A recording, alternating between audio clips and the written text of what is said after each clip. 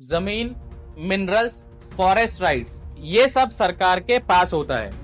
पर क्या कोई भी ऑफिसर चाहे तो ये सब दे सकता है? जवाब है नहीं। और ये क्लियरली लिखा है जीएफआर रूल नंबर 28 में। रूल नंबर 28 ये कहता है, अगर प्रेसिडेंट ने कोई जनरल डेलीगेशन अप्रूव किया है तो उसके हिसाब से पावर्स यूज हो सकते हैं, लेकिन उसके अलावा कोई भी सबऑर्डिनेट अथॉरिटी बिना फाइनेंस मिनिस्ट्री की प्रायर कंसेंट के ये ऑर्डर इशू नहीं कर सकती। कौन कौन सी चीजें इसमें आती है, आइए आपको बताता हूं। सबसे पहला है किसी को लैंड ग्रांट करना, रेवेन्यू असाइन करना, या फिर कंसेशन, ग्रांट, लीज या फिर लाइसेंस देना किसी भी मिनरल राइट्स के, फॉरेस्ट राइट्स के, वाटर, पावर या किसी भी ईजमेंट या फिर प्रिविलेज का।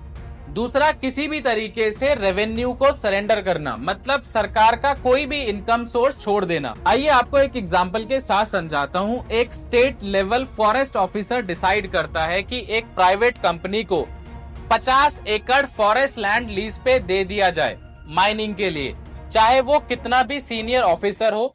जब तक फाइनेंस मिनिस्ट्री का प्रायर अप्रूवल नहीं मिलता, वो लीज ऑर्डर वैलिड नहीं माना जाएगा। या फिर यूं सोचो कि एक इरिगेशन डिपार्टमेंट का ऑफिसर डिसाइड करता है कि एक इंडस्ट्रियल यूनिट को वाटर यूजेस चार्जेस माफ कर दे। ये डायरेक्टली रेवेन्यू सरेंडर है और बिना फाइनेंस मिनिस्ट्री की कंसेंट के ये अलाउड नहीं है। दोस्तों, इस रूल का मोटिव ये है कि नेशनल एसेट्स, रेवेन्यू का protection, land, minerals, water, power, ये पब्लिक रिसोर्सेज हैं। इनके एलोकेशन या फिर रेवेन्यू छोड़ने का डिसीजन हाईएस्ट फाइनेंशियल अथॉरिटी के अप्रूवल के साथ ही होना चाहिए। ये है जीएफआर रूल नंबर 28, जो इंश्योर करता है कि देश के रिसोर्सेज 1 इंच भी बिना टॉप लेवल अप्रूवल के एलोकेट ना हो, ताकि पब्लिक इंटरेस्ट हमेशा बना रहे।